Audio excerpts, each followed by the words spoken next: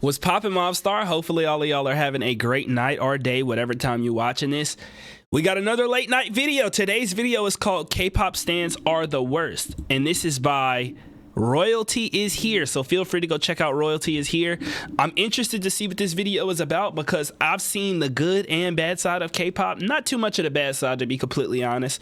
But I'm interested to see a third person's perspective. I don't know what to expect, whether he go roast us and make it good or whether it's gonna be bad, but y'all know I'll give my opinion and stuff like that. If you enjoy these late night videos, make sure you hit the like button and subscribe, and let's get into the video. So, K-pop stans. No, not to be associated with dream stans, I don't need to know how many consecutive days you have not bathed, and that despite the SMB being over for a long time now, you're still hung up on it and writing fanfics the length of the shortest Warhammer 40k book. But K-pop stans have a bit of a weird reputation for one reason or another. What we do?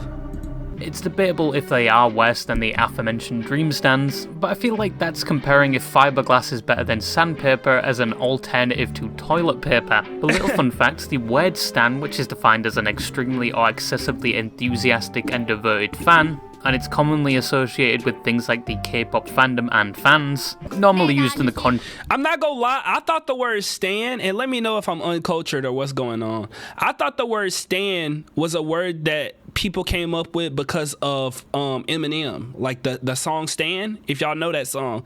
Am I right, or is that wrong?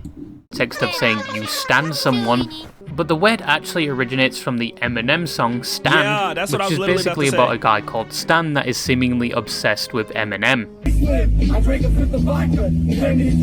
The word already doesn't have the best connotations or reputation, which the same can be said for K-pop stans, but the word has been adopted by multiple communities. Yeah. But K-pop stans from the outside looking in have the reputation of being overly parasocial, to the point where they're perceived to act like round 6 dogs just to get a shaving of pubic hair from Jungkook. And upon the spawning of a new song, brute force their favourite K-pop band to the point where they have at least 1 billion views in the first 24 hours. And at worst, there are documented events where some K-pop fans have taken things to— No, I know y'all not. What the fuck is this shit right here, bro?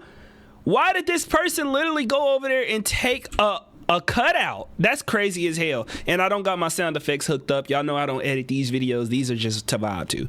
Bro, what the hell? Oh!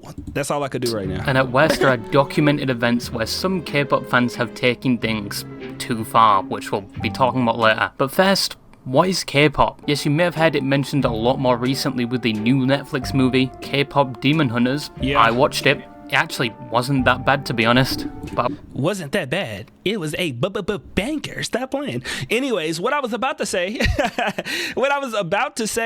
is, do y'all think that a lot of people got into K-pop after K-pop Demon Hunters? I'm interested. I would have rather watched somewhat of the same storyline minus the singing from the third watch of the Supernatural series. But yeah, the movie and music wasn't that bad. But K-pop has been around for quite some time apparently, starting in the 1950s with the Kim sisters. But it mainly became a distinct genre in the 1990s. Yeah. With groups like Seotaji and Boys and H.O.T. And in more recent years, groups like BTS, iKON and 17, where for anyone that doesn't speak Korean, it gives a similar experience to anime openings, where most are relying on either subtitles or the occasional string of spoken English to understand. I never thought of it as like being kind of similar to anime in the music space, if that make any sense. Dang, now that I think about it, like, anime is very well thought out, over the top. They make sure that everything really, really polished, and they do a really, really good job. It's different genres, like, I could see K-pop being similar to that now that I think about it. When most are relying on either subtitles or the occasional string of spoken English to understand they're not conforming to a song with the lyrics on the same level as Racing Into the Night, a song that everyone loved even though they don't know what it's about. And it was a trend for a while, even though when accessing the original song now, it's age restricted and comes with a warning. It is a good song though, but as long as these K-pop songs go harder than the German Naruto opening, people won't care either way. If they can understand it or not, as long as it sounds good and edges their auditory cortex till climax, we won't care either way. Bro, what the hell is this edit, bro? What the hell is this? It's good and I honestly think people who actually are K-pop stans or people who listen to the music, they actually do be knowing what the songs we talking about. Not every single listen, but most people check out the lyric videos. Maybe I'm talking from my perspective. Check out the lyric videos to see what the song and understand what the song is about. That way, when they listen to the song, they could kind of understand the idea of the song, and then they just vibe out to the actual vocals until, I guess, orgasm. You know, just their auditory cortex till climax. We won't care either way. Anyway, you probably didn't know that if you were alive during the years of 2012 to 2014 and you wasn't in the pre-game lobby at the time. No vote, no vote, no vote, no vote, no vote, no vote, no vote, no vote, no vote. Oh, never mind. You were unknowingly being exposed to K-pop, like it or hate it, as within those years there was a certain artist and song that blew up to the point where it was pushed to a Western audience that, despite a majority not being able to comprehend the lyrics, was played almost everywhere, to the point where playing less than 3 seconds is enough to awaken memories like sleeper agents of when life was somewhat more hospitable. Can you guess what it was? Gangnam Style? No, it was not anything by Pitbull, but it was Gangnam Style by yeah, Psy. That's what I thought. Gangnam Style. I personally enjoyed the Minecraft version by Captain Sparkles as a toddler, Digging Minecraft Style. which in the last 2 years actually got put back on YouTube. That was 12 years ago, by the way, but since then K-pop is a lot more well known, especially from a Western audience. The characteristics of a K-pop group is usually, they are Korean, and predominantly the majority of their songs is sang in Korean, but there is J-pop, which is...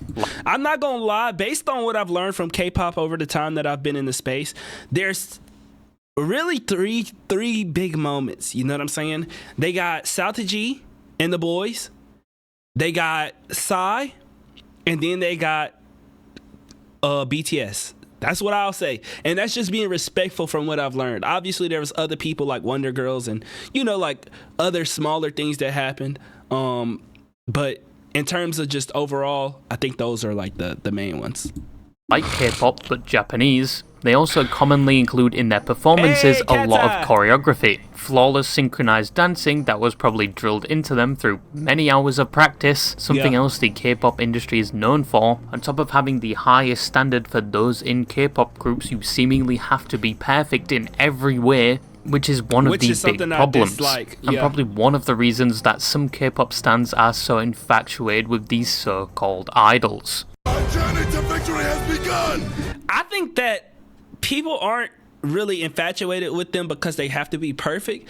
I just think people are infatuated with them because they put in the effort. You know what I'm saying? I think people respect the effort, not just in the music, but the music videos and like the moments that they create throughout your life. And I'm just speaking from somebody who was previously not a K-pop stan and is now a K-pop stan. Like, it's like, dang, now I understand it. Like the moments, like Karma literally just came out the other day. If you haven't seen that, shameless plug over on Patreon is the full album. But if you just want to check out the music video for Ceremony, it is up on the YouTube channel. But it was a moment, you know what I'm saying? From the teasers, I was super excited, you know what I'm saying, to actually listening to the songs. And I don't know how y'all's experience is, but for me, I react to all of the albums, and it's just, I feel like they create a moment. Going to my first concert, like everything, like they make moments for real. Whether it's the meme culture, like they got their own like ecosystem, and the ecosystem is what keep people there. It's just like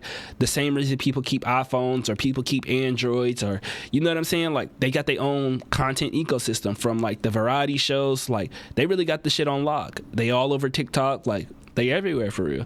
And it's honestly inspirational as a content creator, because I look at it and I'm like, dang, they really doing a big one. Death to the MPLA! So the K-pop industry itself, despite being one of the most expansive and steadily growing forms of entertainment, is one of the most exclusive with the most intense standards for their idols. Such standards for their idols include strict diets to the point where they have less than 10% body fat on their bodies, and if they don't have the genetic stats to support beauty standards, especially in Korea, such as glass-like pale skin, double eyelids, certain jaw and lip shapes, if they don't have this quite often on. Y'all see these transformations, bro? Are these the same people, bro? Dang. Eyelids, certain jaw and lip shapes. If they don't have this quite often or not, some are pressured into getting plastic surgery, which is quite normal for K-pop idols. But for some reason it's not as noticeable as plastic surgery done in Western countries, where a lot of people look like that one picture of The Weeknd, which a lot of people believe that's what he actually looked like now. However, these standards also affect their personal lives as well, or lack thereof. I genuinely, and still to this day, I don't know how they could even have relationships and all of that stuff with everything that they be having going on. It's really a sacrifice whenever you decide that you want to be a K-pop idol. Not only from like being a trainee to actually becoming a K-pop idol, but you know what I'm saying, the life after that. You know what I'm saying? It's just like, dang, bro, they really be going hard. A lot of these K-pop agencies prevent the idols from getting into personal relationships or just straight up ban them from dating, as they primarily want to maintain the false intimacy between the idols and their fans. Bro, what the fuck? Where is the security, my nigga? Where is the security go? Bro, dude literally running through the airport by himself. I fear for his life, I'm not gonna lie. And I don't think nobody heard him, but still, like, even just like the privacy aspect of this is crazy. Running through the airport, because think about this, the airport already stressful when you go as a normal person, y'all. Like, imagine you a K-pop idol, you at the airport by yourself, and you ain't got no security, people chasing you with cameras, you running around. Like, number one, they're going to have you everywhere. These videos gonna be everywhere. They're gonna have news articles of you running through the airport. That's crazy enough. Number two, imagine he trying to catch a flight. He might have to miss his damn flight because he got people camping out trying to find him. Like, that's, bro, this would stress me out so bad. I damn near want to quit, and I'm not exaggerating. As they primarily want to maintain the false intimacy between the idols and their fans. This is crazy. Now that I'm saying that out loud, a lot of these K-pop idols are starting to sound like VTubers. My god. There's even cases of this happening with the idols Hyung-ah and Lee-dawn. Both names I completely butchered, and both are part of the K-pop group Triple H, a trio, where it was eventually found out these two members were in an intimate relationship for 2 years, which was found out by them publicly showing signs they were in a relationship and confirming it in interviews. When this reached the public eye, Cube Entertainment, the ones managing them, fired both of them and cited a... What? Bro, what did that got to do with anything? I feel like this would boost, like, support, if anything. Am I tripping? My thing is, it's no way, and this is something that I still don't understand to this day. There's no way that a normal human being could think that they got a chance with any of these K-pop idols. So we need to kill that fantasy off jump. I feel like that's the biggest problem. I understand that they be catfishing and wanting to make it look like it is what it ain't. You know what I'm saying? But, baby, they grown ass. First of all, a lot of the fan bases be underage kids. You know what I'm saying? Not to say that they don't have older fans. I'm just saying that, you know what I'm saying? A lot of it is that, you know what I'm saying? So it's kind of odd that they be trying to like make it seem like it's wrong for them to date. I just don't understand that, bro. I can understand wanting to keep it, you know, discreet. That's one thing. But to the point to where they found out and they fired them, that's actually crazy to me. All of that work, all of that energy that they put into doing this, and it's just all thrown away because they decided that they wanted to be together, and they already spending time together. Like, I feel bad for them. Cube Entertainment, the ones managing them, fired both of them and cited a breach of trust and faith, and that it was a mutual agreement between them and the company for the... Man, what you mean? No, it wasn't no mutual agreement, nigga. Niggas had to agree. Cause y'all got all of the... Oh my gosh, bro. This was not supposed to make me bad. Ain't no fucking mutual agreement. Let's stop bullshitting. Y'all pressured them to get up out this contract.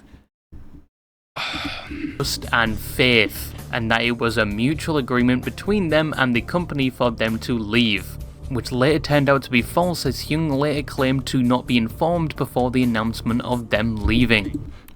Say I didn't say the motherfucking shit out fucking loud, nigga. I'm not no idiot. I'm not stupid, nigga. I got a brain in this big ass head of mine. I know what the fuck is going on before a motherfucker put me on motherfucking game. What the fuck? I knew this shit, bro. Niggas is weird. False, as Hyung later claimed to not be informed before the announcement of them leaving. And this even worse than I thought, because I thought they was go at least, you know, talk about it and then kind of pressure them to quit. They didn't even tell a motherfucker. They wrong for that. But to my surprise, yes, I was in the wrong for assuming the worst from K-pop stans, but fans did not like this decision, with the common consensus being they thought this was punishment for the public disclosure of their relationship. But if you thought your agency possibly firing you due to actually having a personal life was a problem, some don't let you have a personal life at all, due to how much you'll be working and training for performances and videos. This is very normal in the K-pop industry, and it's infamously known for overworking their idols, which is also a normal thing in South Korea. With it being that's something that I was saying in my reaction to Karma. In one of the lines, they was talking about how they always working and stuff like that, and I was saying, like, bro, they've been working a lot, like, genuinely. And if they love what they do and they don't see it as work, that's one thing. But I can't imagine, like, the lifestyle that they live, that they wouldn't want some days off and to relax. You know what I'm saying? Especially at the height that they're at. Like, dang, I think they need a break. I'm not gonna lie. I hate to be that guy, but I'm being real. Like, for their health. The top countries that overworks its citizens. Now obviously the K-pop industry isn't immune from this, with 14 to 16 hour working days, sometimes with no sick leave or holidays, and predatory contracts, where some last decades with potentially no clause if they want to leave said contract, which was such a problem it was later changed. No, I'm not gonna lie, a 13-year contract is fucking crazy, bro. Am I tripping?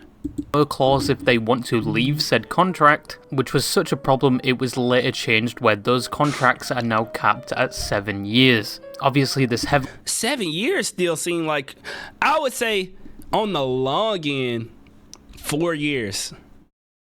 Am I tripping? Y'all let me know what's a good contract year. I say, and the reason I say 4 is because I'm thinking of school. 4 years of school is like what is like the norm, you know what I'm saying, in terms of like the way they cut it up. I don't know. 7 years is a stretch though. Really depends on which agency these idols are scouted for or choose to go with. Some are a lot more caring towards their talent, and some have so many idols they are like a K-pop idol factory, and view a significant amount like cannon fodder, like they have the same value as an Imperial Guard on the front lines. And this includes many of the top agencies like SM Entertainment, YG Entertainment, and JYP Entertainment, with SM Entertainment previously being warned for their slave contracts, where these contracts lasted from 10 to 13 years before the change, and some never saw a day off in those years, with a popular example being Han Gang, who allegedly worked 2 years without seeing a single day off, and they also took a share of his money as well for things like housing, feeding, and training, and it's not unheard of for them to... Bro, I'm not gonna lie, that's crazy. These are little, like when they say slave contracts, they not playing, bro. As well for things like housing, feeding, and training. Although I will say it's understandable for them to take money away for like little stuff like housing and stuff like that, as long as they paying you a livable like wage after they take all of that out, if that make any sense, you know what I'm saying? But the way they sound like they had his contract, shoot, They ain't doing what they supposed to be. And it's not unheard of for them to enforce fines on these idols, say if they were to take a day off, if they were. Because if you live in a life where you're not taking no days off and it's complete work, what's the point in them paying you? That's my question. You know what I'm saying? You in a 13-year contract where they paying you and taking wages for little stuff like food and, you know, dance studio time and all of this stuff, but you ain't got no days off to even spend no damn money. So what's the point? For them to enforce fines on these idols, say if they were to take a day off, if they were actually sick. And with the housing, in some cases they are forced to live in them with the other members of their group, away from their families, so they can make sure they are sticking to their schedule they set. And there are reports of abuse by management. Is this Vicha? Is this Vicha? Because I'm pretty sure they rebranded themselves as Girl Set. I haven't checked it out. I need some answers from fucking JYP. I'm not gonna lie. I rock with JYP because they produce Stray Kids, but I need some answers. Vicha disappeared. They had this little lawsuit come out where they was saying that they was underfeeding the girls and shit. Then they just gonna pop out with a whole new group called Girl Set. What's going on, bro? as well. Once again, this isn't every idol agency. Hybe, formerly known as Big Hit Entertainment, who oversees groups like BTS, and are known for their benefits such as allowing freedom to their artists when it comes to producing songs and pitching ideas, and even sharing profits with their idols, and additional benefits like mental health support. But not only do you have to be cautious about the agency you join, you also have to be cautious about the fans you cultivate. Ooh, thank you BTS for curing my... I think I seen a video on TikTok where they was talking about Le Sserafim and how they've cultivated a guy audience, or I guess a cis male audience or something like that, because of their collab with Overwatch. I didn't know that, honestly. I thought they had a predominantly girl audience because the music, but I guess I don't know. And they were saying that they was viewing them sexual. I don't know. I don't see that, but maybe I'm in a different headspace. I don't know.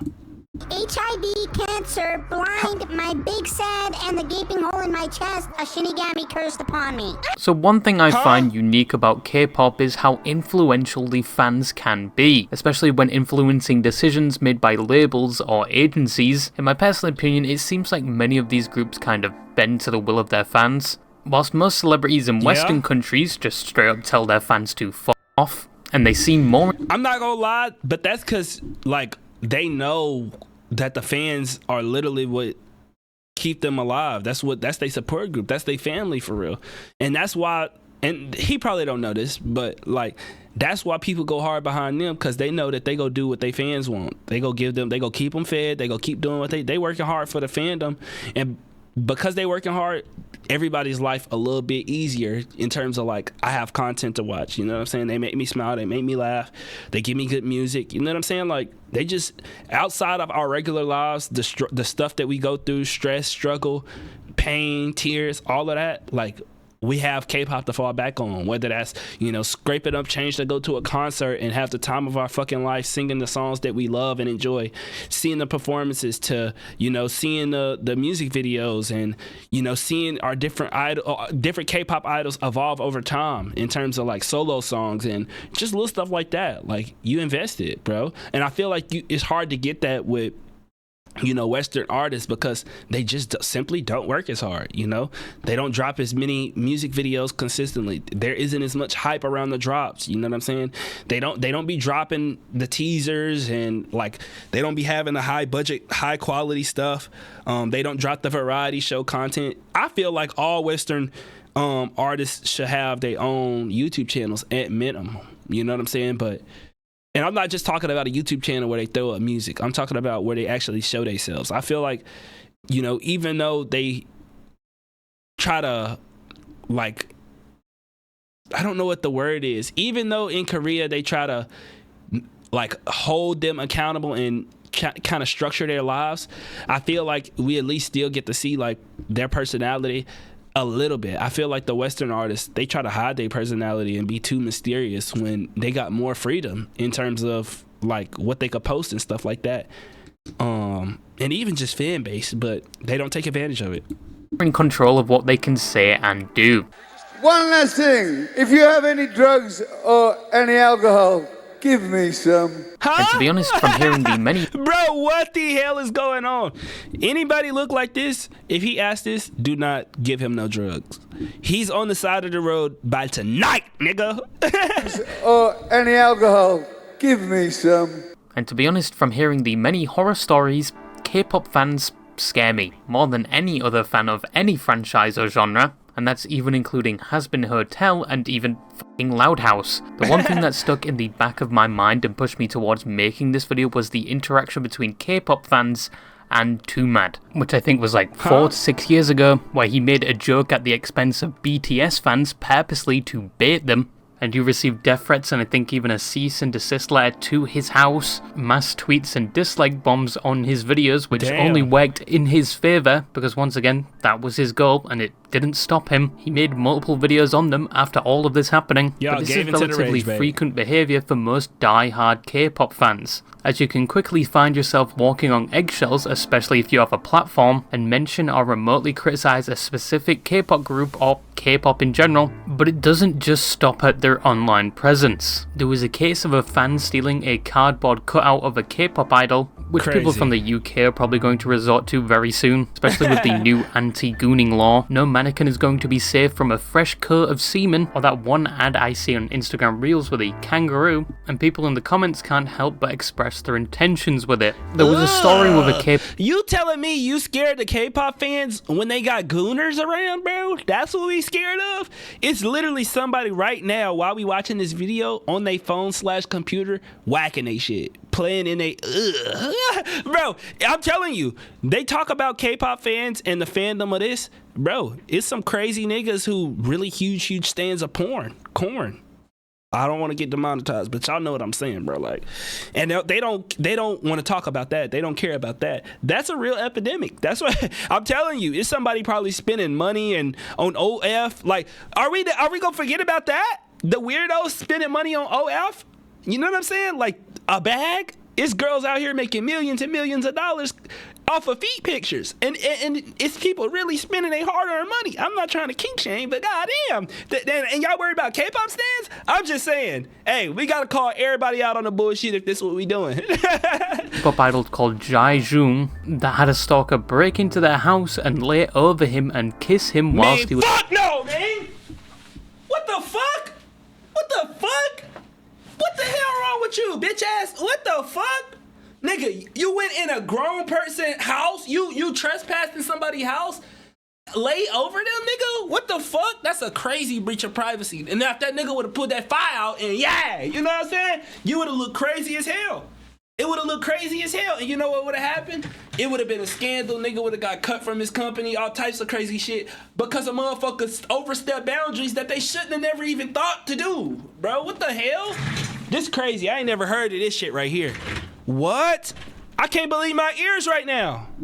That had a stalker break into their house and lay over him and kiss him whilst he was asleep. And you also have these stampedes that are created from some fans jumping barriers and security to then chase down their favourite idols just to simply have some form of contact with these idols they love. That's so crazy. Much. There are many other stories like this, some a lot worse than the ones I mentioned. But obviously not all K-pop fans are like this. I would know, because I have a confession to make. I'll be completely honest with you.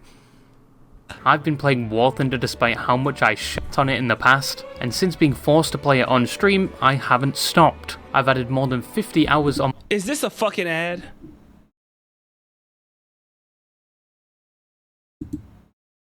Is significantly affected. I admitted to this on stream before. This was a very long time ago during high school, and was primarily due to an ulterior motive. Rap Monster was my favourite at the time, and I only listened to 2 of their songs, which I think are still in my Spotify playlist to this day. Why is bro trying to act hard like he ain't mic drop on this bit? Okay. Why bro trying to act hard like he ain't rock with K-pop, bro?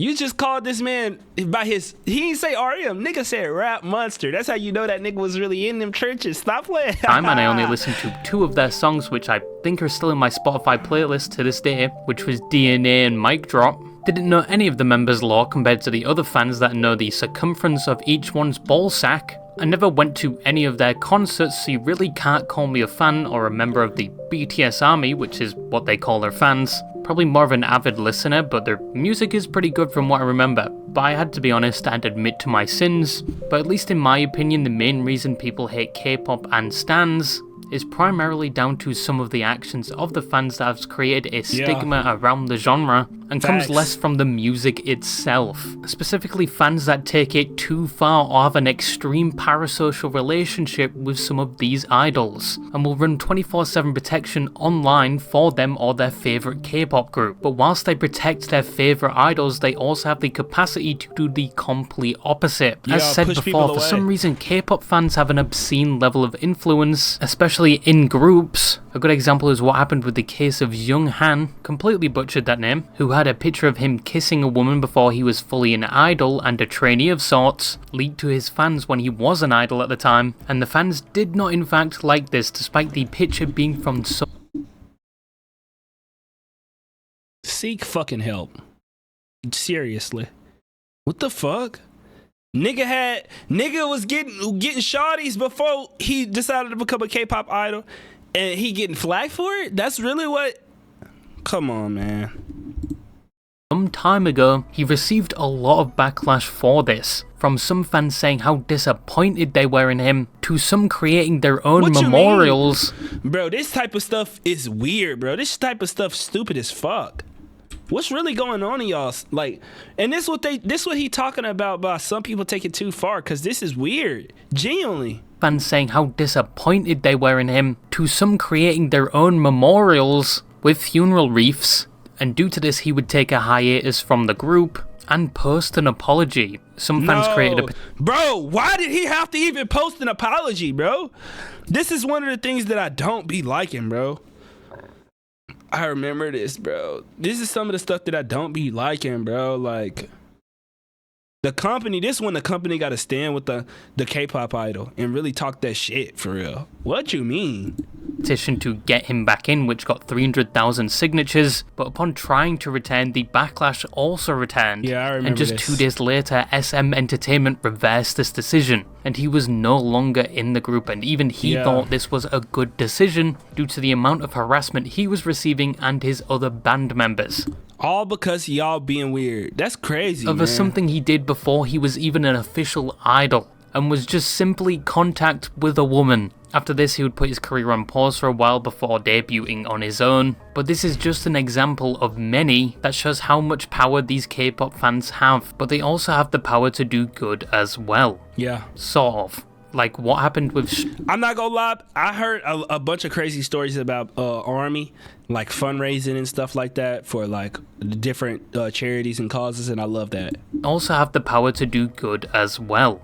Sort of. Like what happened with Stray Kids in 2021. Whilst there was no public statement or evidence at the time, fans thought that the K-pop group were being overworked and started criticizing the long schedules, lack of rest periods, and lack of updates for the group, and they pushed for better conditions for them, which ended with one of the members saying they're fine and they're working on their own volition. Also, you've had groups like the aforementioned BTS Army raise millions in the name of the group. That's what charities like UNICEF's Love Myself campaign. But fans have done some good and bad. But once again, it honestly amazes me how much influence these fans have in the first place. Backstreet Boys is still the best boy band in the world. I don't care what K-pop group exists. So K-pop stans and their reputation is somewhat of a mixed bag. Definitely from the outside online they have a negative reputation due to some events and the more extreme fans who are just a bit parasocial. And the K-pop industry itself doesn't have the best reputation over the years, and in some cases directly supports these types of relationships these fans have with these idols, sometimes even preventing them from having or discussing relationships and their own personal lives. I think K-pop is a genre of music that has some negative stigma around it, primarily due to the reputation of the fans, more than I feel like sometimes... And this is a great point that he pointed out earlier with the parallel between anime, but I definitely understand, like, sometimes the fans do give it a negative like connotation. And when he said that, I thought of anime and, you know, growing up and seeing the kids in school who really love anime, but not just not having the social cues to understand that, like, running through the hallways with the hands behind your back, you look crazy. Even if I enjoy anime, you still look crazy doing that. You know what I'm saying? It's just like some stuff kind of be wild. You know what I'm saying? And I can understand that, and you could give the whole genre a negative connotation for real when you do stuff. I feel like anime and K-pop kind of is becoming not as... I don't know about K-pop for real, because I'm kind of in a echo chamber, but I know anime itself is one of those things that has grown, and people kind of like it's not considered weird as it used to be when I was younger. The music itself, but I think if you give it a chance and find a group you like, it's not that bad. But yeah, that's all I had to say, and bye-bye. Valid take. How did y'all feel about this video? I honestly liked it. He wasn't too biased. He wasn't too negative, wasn't too positive. He pointed out some good, he pointed out some bad. And I felt like he was very, very respectful, and I enjoyed it a lot. So I want to know y'all's opinions. Do you think K-pop stans are the worst? Do they ruin it for some people who could possibly get into the actual like fandoms and really enjoy the music? Or do you feel like they honestly ain't that bad and, you know, it's good/bad in its own ways? Let me know down in the comment section below. And if y'all have any recommendations for tomorrow's late nights with Vex or the next late night with Vex, definitely let me know down in the comment section below. Again, these will be K-pop / non-K-pop, just late night videos that I think will be fun to watch together. So until next time, I'll catch you. Peace and love, always.